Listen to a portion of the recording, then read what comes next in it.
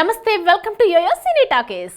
ఏడాదిన్నర నుంచి ఒక్క సినిమా చేయనప్పటికీ తెలుగులో స్టార్ హీరోయిన్గా కొనసాగుతున్నారు సమంత. ఈ అమ్మడు గురించి ప్రత్యేకంగా పరిచయమే అక్కర్లేదు.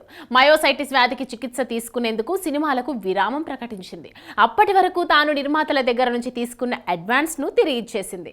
మయోసైటిస్కు చికిత్స తీసుకున్న తర్వాత సినిమాల్లో వెబ్ సిరీస్లో నటించేందుకు పలు కథలను వింటోంది. సొంత నిర్మాణ సంస్థలో కథానాయిగా ప్రాధాన్యం ఉన్న సినిమా చేస్తోంది. అక్కినేని నాగచైతన్యను ప్రేమించి వివాహం చేసుకున్న సమంత చైతుతో విడాకులు తీసుకున్న తర్వాతే ఎక్కువగా పాపులర్ అయ్యింది. వీరిద్దరి విడాకులైన తర్వాత నాగచైతన్య బహిరంగంగా ఎక్కడా సమంత గురించి ఎటువంటి వ్యాఖ్యలు చేయలేదు. సమంత మాత్రం కొన్ని సందర్భాల్లో పరోక్షంగా చైతుపై వ్యాఖ్యలు చేసింది. దీనిపై అభిమానుల నుంచి వ్యతిరేకతను కూడా ఎదుర్కొంది. కొద్ది రోజుల క్రితం సీనియర్ సినిమా జర్నలిస్ట్ రామారావు ఓ ఇంటర్వ్యూ చేస్తూ సమంతకు నాగచైతన్యపై ఉన్న ప్రేమాభిమానాల గురించి చెప్పారు. వారిద్దరికీ ఒకరికి తరగని ప్రేమ ఉందని, వారిద్దరూ ఎప్పటికైనా కలుస్తారని ఇది నిస్సందేహంగా నిజమన్నారు.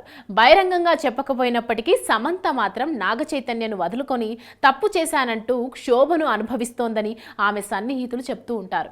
ఆ విషయం తమకు తెలుసని, ఎందుకు చైతును వదులుకున్నానా అంటూ ఇప్పటికే బాధపడుతుందని, తన జీవితంలో చేసిన అతిపెద్ద పొరపాటు అదేనని అన్నట్లు వార్తలు వచ్చాయి. జీవితంలో ఎదురైన చేదు అనుభవాల నుంచి పాఠాలు నేర్చుకోవాలని, ఎవరైనా సరే తమ సన్నిహితులు ఎవరు, తమ శ్రేయోభిలాషులు ఎవరు అనే విషయంలో జాగ్రత్తగా ఉండాలని, ఎవరిని దగ్గరకు రానివ్వకూడదని, తన ఆప్తులతోనే చివరి వరకు ఉండాలని ఒక కార్యక్రమంలో సమంత చెప్పిన మాటలు ఆమెకే వర్తిస్తాయంటున్నారు.